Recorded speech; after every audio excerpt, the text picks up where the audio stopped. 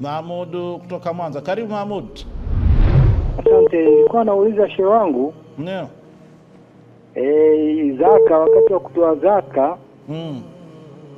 hiyo zaka unaenda unaipeleka msikitini au unaweza ukamkuta maskini ukampa, au ipi imethibiti, kupeleka msikitini au ukamwona maskini ukamtambua kabisa maskini hajiwezi ukampatia tena Muislamu? Asili katika zaka kuna kuwa na chombo cha kiserikali. Serikali ya Kiislamu inakuwa na chombo ambacho kinakusanya zaka, halafu kinakuwa kinaangalia wahitaji wanaostahili kupewa zaka, chombo hicho kinawapa.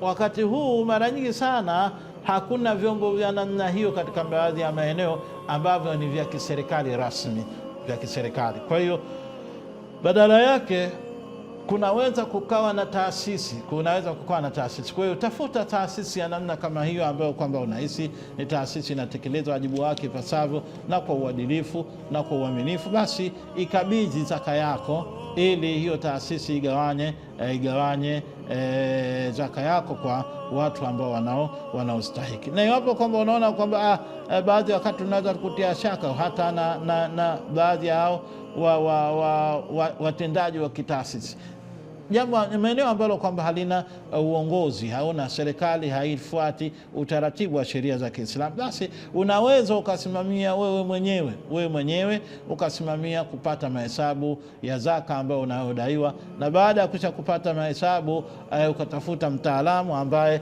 atakuelekeza namna gani ya kugawa, basi unaweza ukagawanya kwa kuwapa maskini unawatambua maskini katika familia yako, kwa sababu Mtume sallallahu alaihi wasallam pia ametuhimiza kwamba zaka na sadaka ambayo unaitoa kwa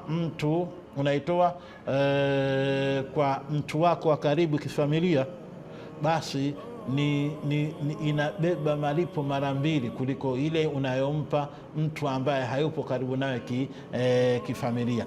Tuangalie hili, Uislamu unahimiza kumpa sadaka au zaka mtu ambaye yupo karibu katika watu wanaostahili, kwa sababu kuna watu ambao kwamba wapo karibu lakini sheria haikuruhusu kwamba umpe zaka. Kwa mfano, mke wako huwezi kumpa zaka, ingawa mke anaweza kumpa zaka mume wake. Sasa mtoto wako huwezi kumpa zaka, baba yako huwezi kumpa zaka, mama yako huwezi kumpa zaka, hawa huwezi kuwapa zaka. Sasa tukishajua kwamba hawa ambao kwamba wanastahili kupewa zaka, basi tuwafuate wanazuoni watupe maelekezo ya namna gani ya kufanya, kwa sababu pia inapendekezwa kwamba katika makundi yale 8 ambayo wanaostahili kupewa zaka, basi yapatikane baadhi ya makundi kupewa zaka, na katika kila kundi hilo kuwe na idadi fulani ya kupewa zaka. Sasa inategemea kwamba hicho kiwango cha zaka kilichopatikana na hao watu ambao wenye sifa wanaostahili kupewa zaka katika maeneo yako wako katika makundi ya aina gani na sampuli gani. Vyote hivyo ni vitu vya kuzingatia.